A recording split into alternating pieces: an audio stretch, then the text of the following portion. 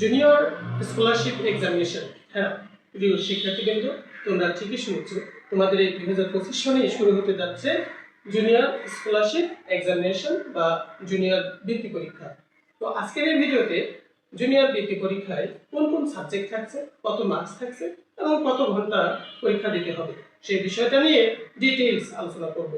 So skip না করে অবশ্যই ভিডিওটি পুরোপুরি দেখবে। তো চলো দেখে নেওয়া যাক। আজকে আমরা এখানে দেখো অলরেডি লিখে রেখেছি যে প্রথমে তোমাদের যে সাবজেক্টটা পরীক্ষা দিতে হবে সেটা হলো বাংলা।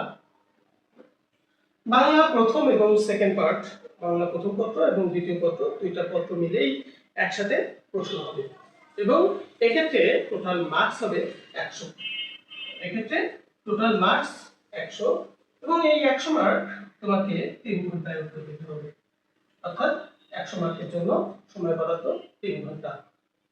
দ্বিতীয় যে বিষয়টা তোমাকে এক্সাম দিতে হবে সেটা হলো ইংরেজি। ইংরেজি প্রথম এবং দ্বিতীয় পত্র, ফার্স্ট পার্ট এবং সেকেন্ড পার্ট, দুইটা পার্ট মিলেই 100 মার্কের প্রশ্ন হবে এবং এই 100 মার্কের প্রশ্নের জন্য সময় বরাদ্দ 3 ঘন্টা, অর্থাৎ 3 ঘন্টায় তোমাকে 100 মার্কের উত্তর দিতে হবে। খুবই টাফ একটা পরীক্ষা হবে, প্রতিটা সেকেন্ড তোমাকে কাজে লাগাতে হবে, প্রচুর লিখতে হবে। দুইটা পত্র, প্রথম পত্র দ্বিতীয় পত্র, বাংলা ইংরেজি দুইখানে প্রচুর কোশ্চেন থাকবে এবং প্রচুর লিখতে হবে।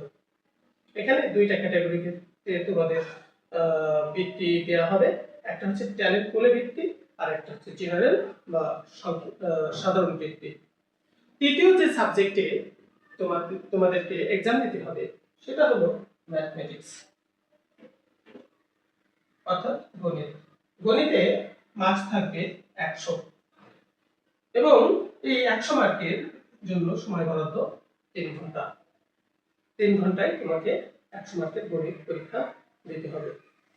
চতুর্থ বিষয়ে আরো জটিল এবং আরো কমপ্লিকেটেড হতে চলেছে। চতুর্থ যে পরীক্ষাটা হবে সেটা দুইটা সাবজেক্ট একসাথে মিলে পরীক্ষা হবে, সায়েন্স অ্যান্ড বিজিএস, বিজ্ঞান এবং বাংলাদেশ ও বিশ্ব পরিচয়, দুইটা সাবজেক্ট মিলে এক্ষেত্রে মার্কস হবে 100 এবং এই 100 মার্কের উত্তর দিতে তুমি সময় পাবা টোটাল 3 ঘন্টা।